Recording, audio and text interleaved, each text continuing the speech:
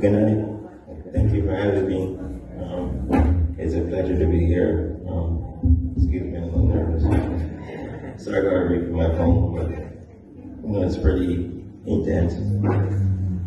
Well, the numbers, the spotlight, everything looks good. When you're winning, but no one ever really shows the dark times. The injuries, unless you really get an injury. And they will post about it, but the next day you got to move on.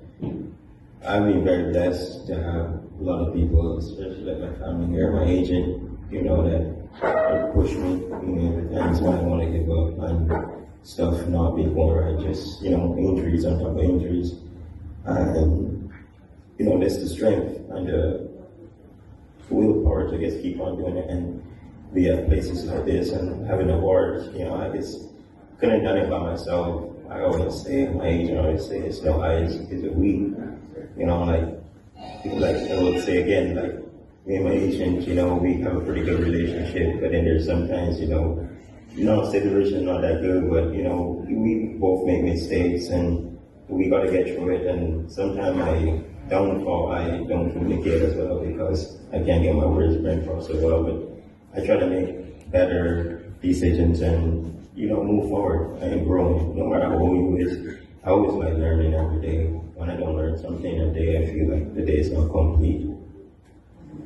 I was just, like I said, blessed to have good agents and good friends that put me in a position like this. Thank you, Charmaine, Mr. Rati, and her daughter Shane, to put this together. I just want to say that before I read my speech. Good evening, ladies and gentlemen. Distinguished members of Jamaica, Thoroughbred Horseman Foundation, honors of guests, fellow horsemen, jockeys, trainers, owners, racing fans. It's truly an honor to be here today at Cayman Sport. A proud son of Barbados, standing before my Caribbean brothers and sisters. I feel the sense of gratitude. Our islands may be separate waters, but we are united in our love of horse racing, our shared culture, our belief that work hard can be creative opportunities that once seemed impossible. Just like me, once upon a time, opportunities seemed very impossible. So I got my first opportunity, and then I remember it took me like 2 or 3 more years before I got my another biggest opportunity. But after that, all the rest was history. I continued getting opportunities.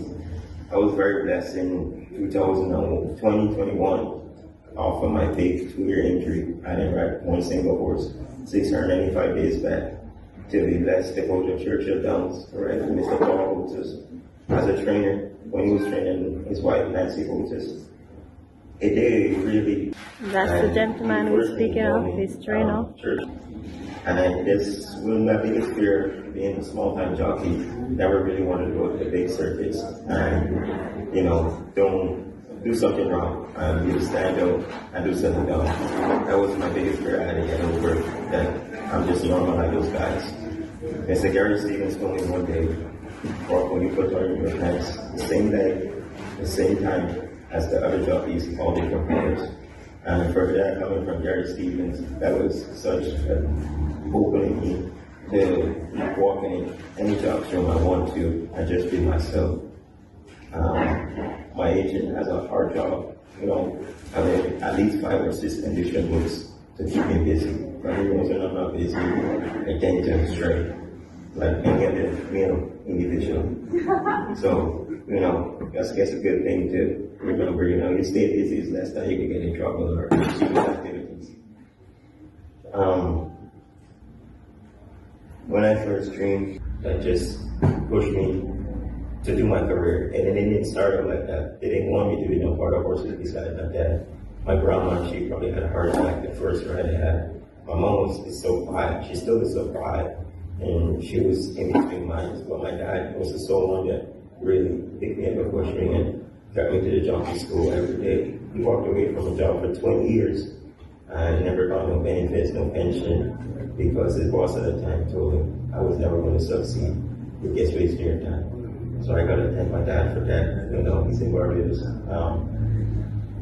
His we see each other maybe once or twice a year, and love is still there. And it's hard sometimes, that America is home, because Barbados is where I'm born. But anytime I go to Barbados, it's the hardest thing to get on that plane and go back.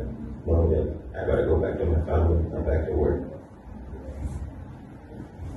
I did not come like many younger writers throughout the Caribbean. I simply had a dream and willingness to work for it. Over the years, that dream has taken me further than I could imagine. I have been fortunate enough to win multiple writing titles in the United States, over $1 million in purse earnings, and surpassed most of my goals. Still, one of my goals I will surpass is to write a British Club. Those accomplishments are things I'm proud of, but they are not what defines me, my career. What defines my career is my perseverance.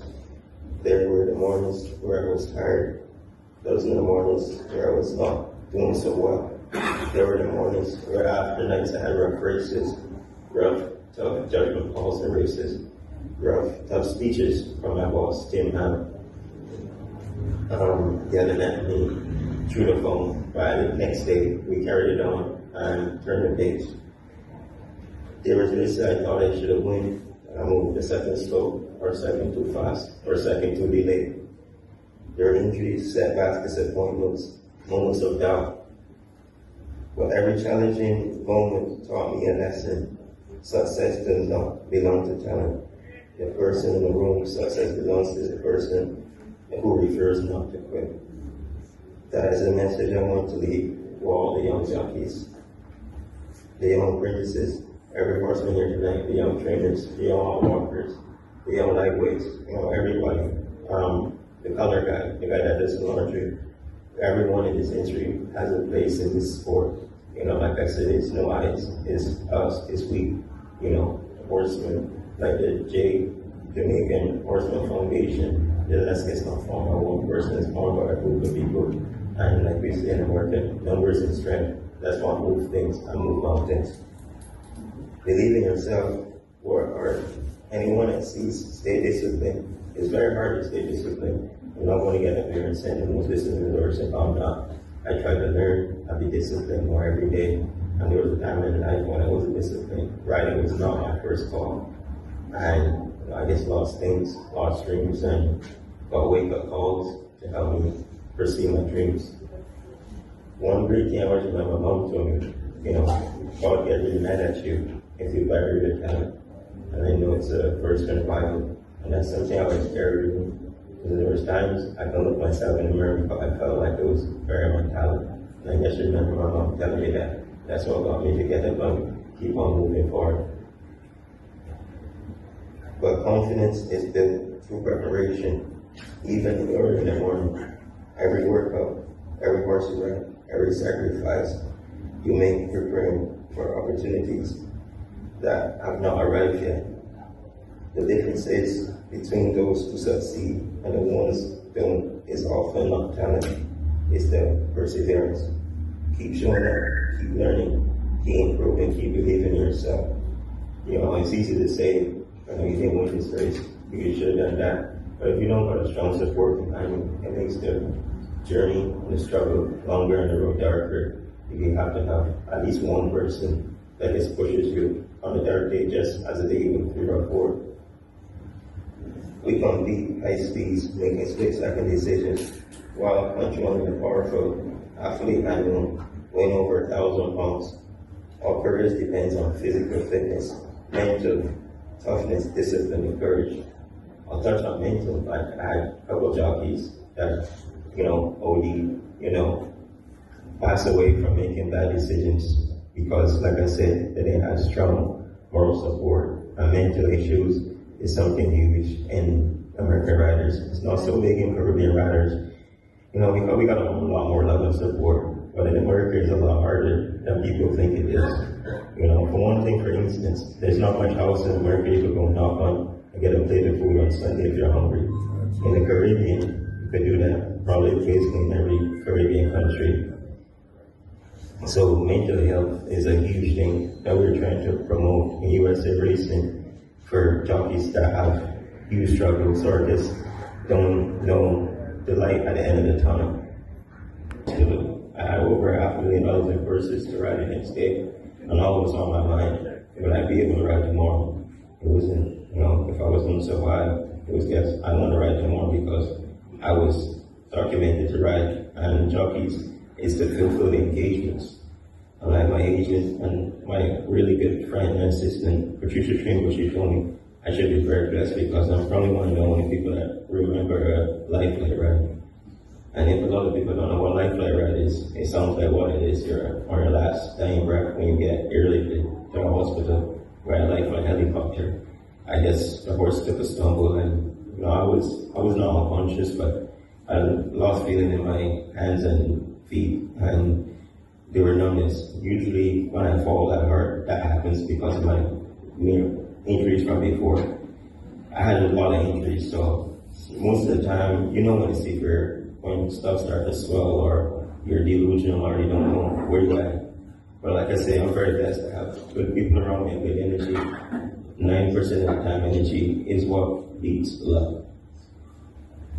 Today, I would like to respectfully highlight the importance of continuing to improve the facilities and the working conditions available to jockeys here throughout the Caribbean. This is not about luxury, it's about dignity, it's about safety and respect. Every jockey shall have access to a clean, comfort environment.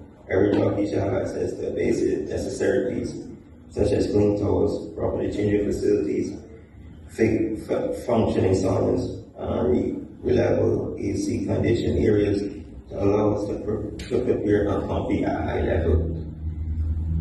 To recover after strenuous race, hot sun, people yelling at you for riding bad, just to clear your head and go here on a clear head space to ride the next race, to provide the owners and the clients and the trainer with the best ride you can possibly do.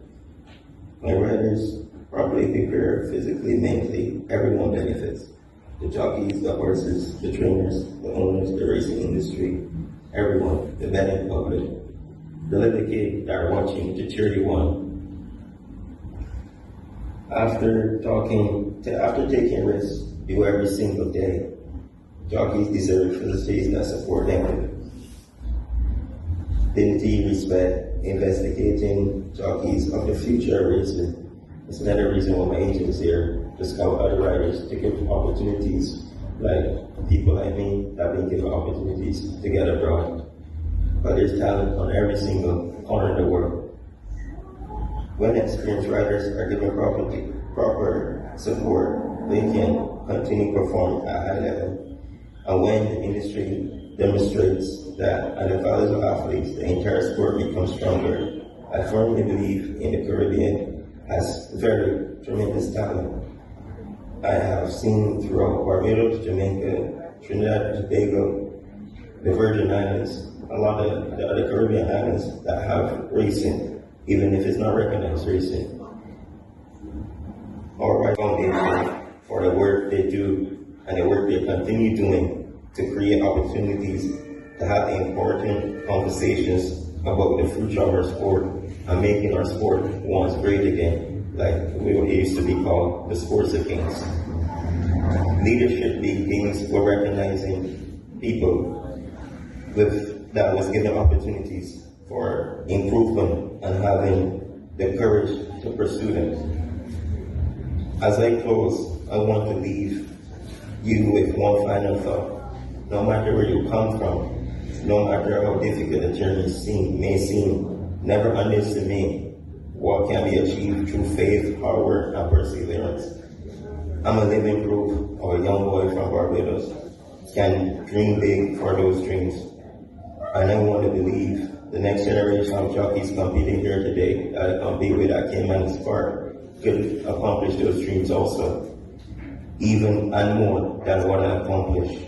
Believe in yourself, respect process, work hard every day, take care of one another. That's the key part, We spend more time in the jocks room as riders, as family, than we spend with our family. So like one of my number one morals and rules is safety. We gotta take each other. We gotta ride aggressive, we gotta ride tight. But when you cross the line and want to engage with someone in his family, that's not safe. Thank you. God bless Jamaica. God bless Barbados. And may God continue to bless the sport of horse racing in the Caribbean. Thank you. I want to say one last thing. I always wanted to meet Kevin Foster for a long time. I finally got to meet him. I ride with him. I really idolize him. And I guess I want to say thank you, Kevin. I look up to you.